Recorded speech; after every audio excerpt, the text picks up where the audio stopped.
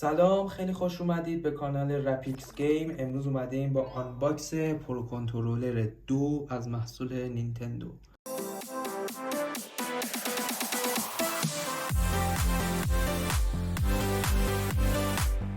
در ابتدای جعبه ما خود دسته رو میبینیم که ظاهر جذابی داره. در کنار جعبه حالتهای مختلف دسته و در انتها راهنمای شارژ کردن و یک توضیحاتی که به ژاپنی نوشته شده.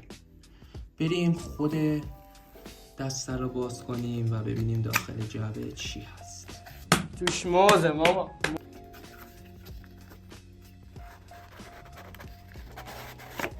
بسیار عالی. در ابتدا ما کابل شارژ که به صورت تایپ A و تایپ C هست قرار داره.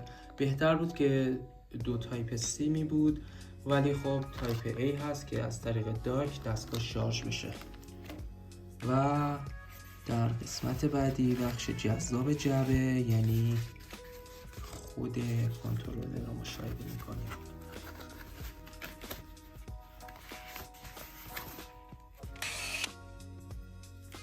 بسیار رنگ جذابی داره، مشکی مات به همراه توسی بخش بالا، یک ترکیب فوق العاده زیبایی شده. آنالوگا به شدت نرم، دکمه ها بی صدا و روون و بسیار کنترلر با کیفیتی از حس محکم و سنگین بودن رو میده. و حالا یک مقایسه میتونیم با کنترلر PS5 داشته باشیم، ولی در نگاه اول که جالبه. در ادامه ما این کنترلر رو با خود جویکان های دستگاه مقایسه بکنیم و ببینیم کیفیتشون چقدر فرق دارن. خب من جویکان ها رو داخل گریپ قرار دادم که بتونیم حالت فرم استاندارد دسته رو داشته باشیم و بهتر مقایسه کنیم.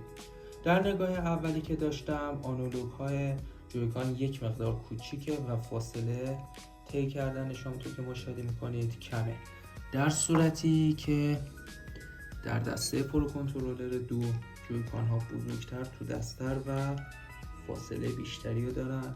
و یک نکته مثبت دیگه، بسیار نرم هست. نرم نه به اینکه راحت میشه تکونش داد، به این صورت که بی صدا و روون کار میکنه. و نکته بعدی، دکمه ها فاصله شون بیشتر و همچنین ابعاد بزرگتری رو دارن و راحت تر میشه کلیک کرد. ولی به نظر من تفاوت اصلی برای دکمه R و L و R و ZL هست که فرم روونتر و بهتری رو دارن. همونطور که مشاهده میکنید. بخوام مقایسه کنم با جویکان ها، یک مقدار بد دستر و اینو باید محکم فشار داد تا تو بازی ها عمل کنه. و در انتها فرم دسته خب یکم حالت مکعبی و مربع داره، سخته، در صورتی که دسته پرو 2 به صورت ارگونومی و استاندارد و بسیار بسیار خوش دست است. برای وصل کردن کنترلر به دستگاه دو تا راه داریم.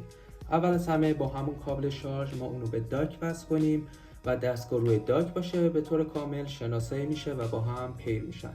راه دوم که راحت تر الان میخوام آموزش بدم، به صورت وایرلس است. برای این کار ما قسمت کنترلر دستگاه وارد میشیم، قسمت چنج گریپ اوردر رو میزنیم و در این قسمت این دکمه رو نگه میدارید تا این چراغا شروع به چشمک زدن کنن. دلیل این که الان انجام نمیدم اینه که من یک بار این مراحل رو طی کردم تا آموزش درستی رو به شما بدم و دستگاه با کنترلر من پیر شده.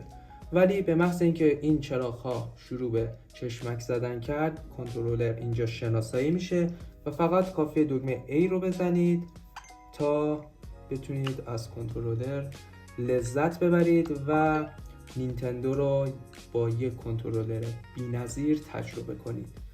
امیدوارم از این ویدیو نهایت لذت و استفاده رو برده باشید.